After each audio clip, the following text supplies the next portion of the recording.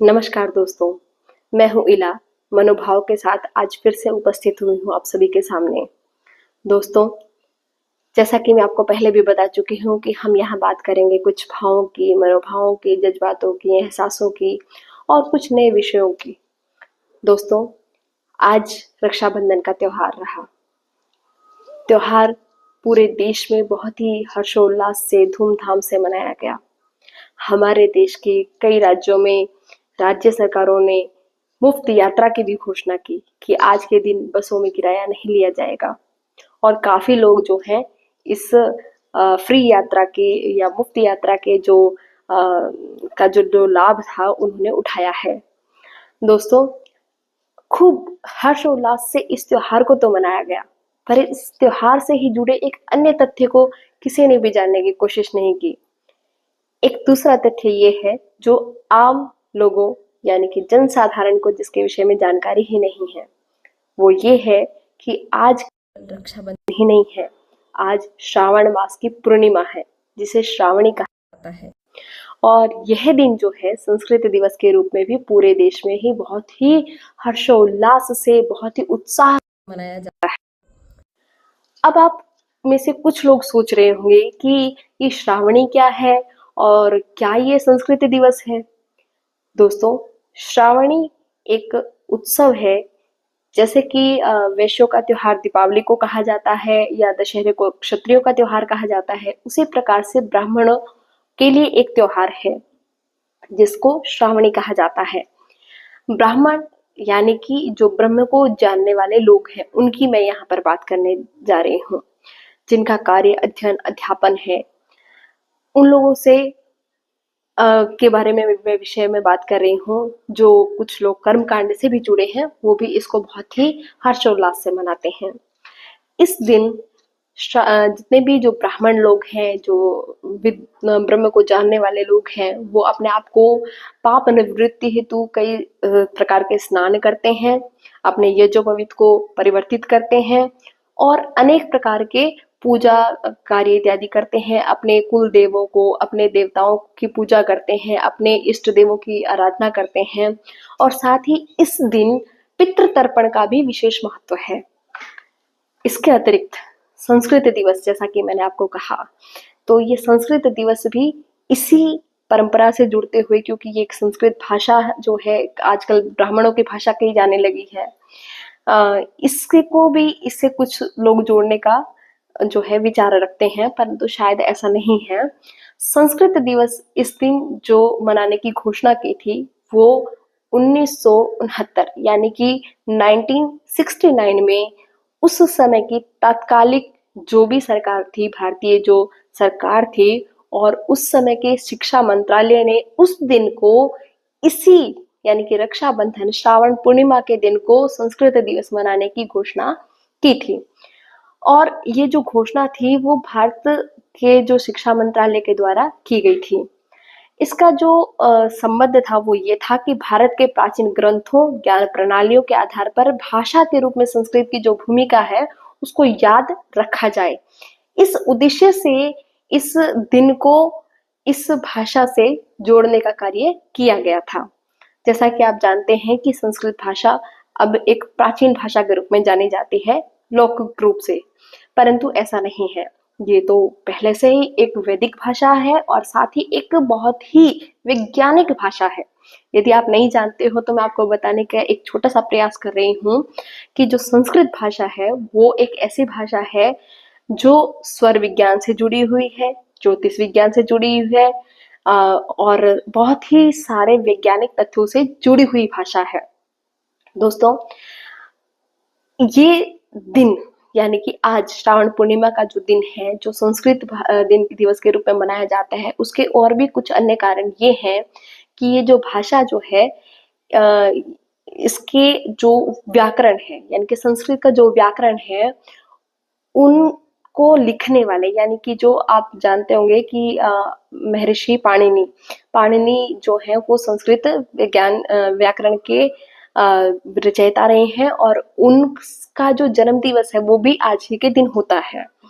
तो महर्षि पाणिनि के जन्म दिवस के रूप में और इस संस्कृत को जोड़ते हुए आज के दिन को ही ये संस्कृत दिवस मनाया जाता है। दूसरी और एक महत्वपूर्ण बात कि जो हमारे ऋषि मुनि थे या गुरुकुलों का जो सत्र प्रारंभ होता था, जैसे कि आजकल हमारे अप्रैल 1 से जो है हमारा सेशन स्टार्ट होता है, पर ऐसा पहले नहीं होता था।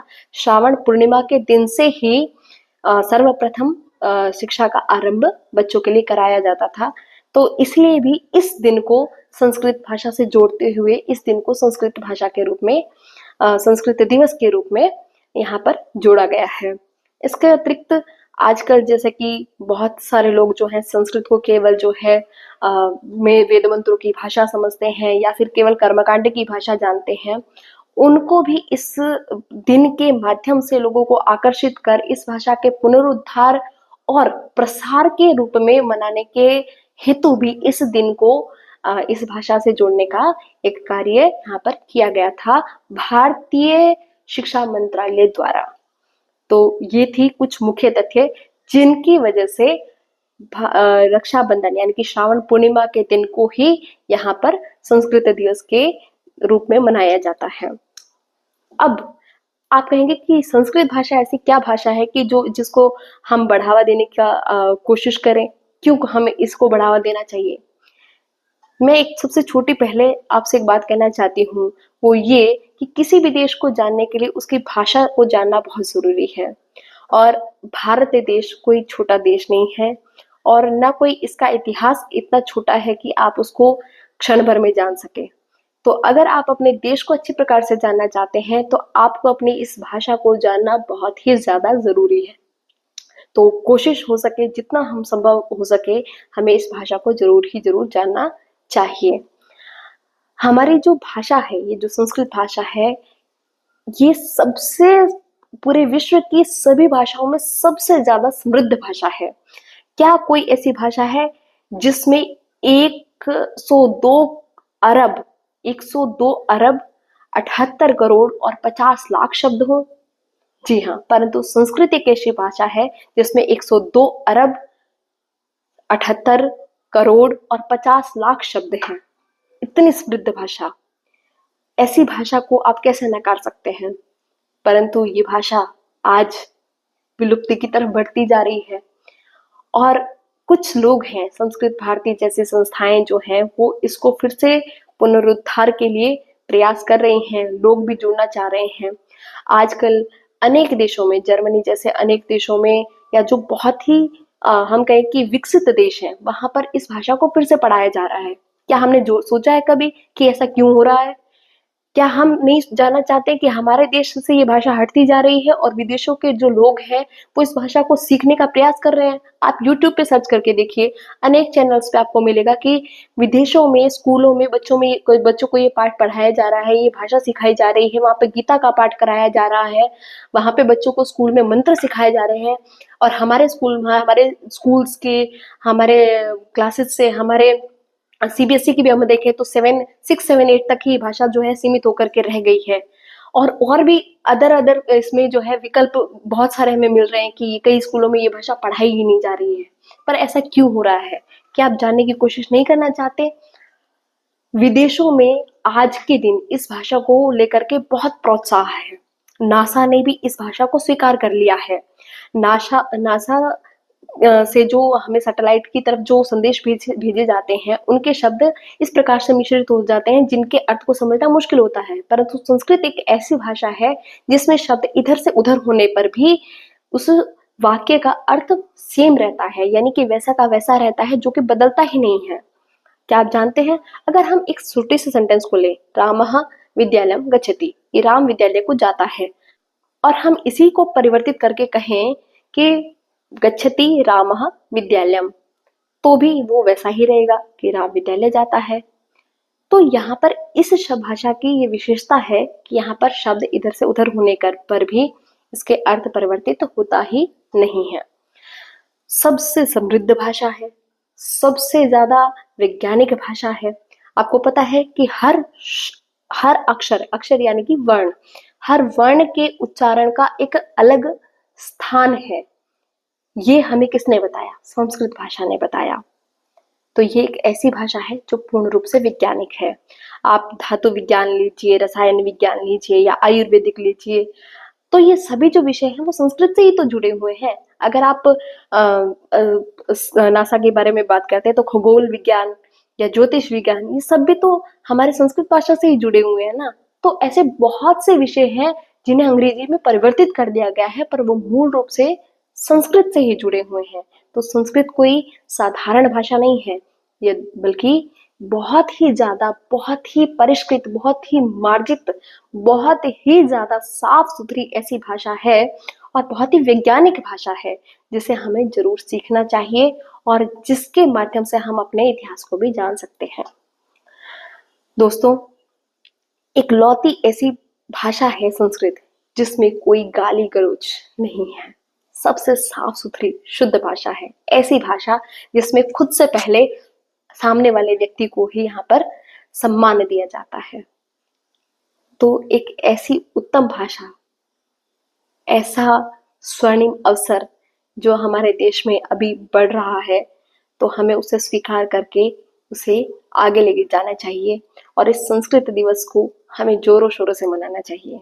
आपको पता है कि बहुत सारे विद्यालयों में, बहुत सारे कॉलेजेस में, यूनिवर्सिटी में इसी दिन से आरंभ करके 1 सप्ताह तक अनेकों तरह के प्रोग्राम किए जाते हैं, जहाँ पर इस शिक्षा के, इस भाषा के को बढ़ावा देते हुए सुलेख लेखन, गीत स्पर्धा, श्लोक गायन इत्यादि कितने सारे प्रोग्राम्स किए जाते हैं, करवाए जाते हैं। यूनिवर्सिटीज और बच्चे और बड़े लोग भी यहाँ तक कि इसमें बहुत बढ़ चढ़ के भाग भी लेते हैं। तो हमें भी इस तरह की कई सारी एक्टिविटीज में भाग लेना चाहिए, इन गतिविधियों में भाग लेकर के इस भाषा को हमें सीखना चाहिए और हो सके तो संस्कृत भाषा से जुड़ करके हमें इसके लिए कुछ और नए रास्ते, नए जो है तकनीकें खोजनी चाहिए। किस तरह से हम इस भाषा को और लोगों में प्रसार कर सकते हैं, कैसे फैला सकते हैं, कैसे लोगों को ये नई भाषा हम सिखा सकते हैं, इसके लिए हमें एक छोटा मोटा प्रयास जरूर करना चाहिए। तो काफी आज लंबी मेरी बातचीत हो गई है आप लोगों से, परंतु मैं इतना ही कह करके अपनी भाषा को, अपनी वाणी को यहाँ पर विराम देती हूँ। धन्यवाद और नमो बाई।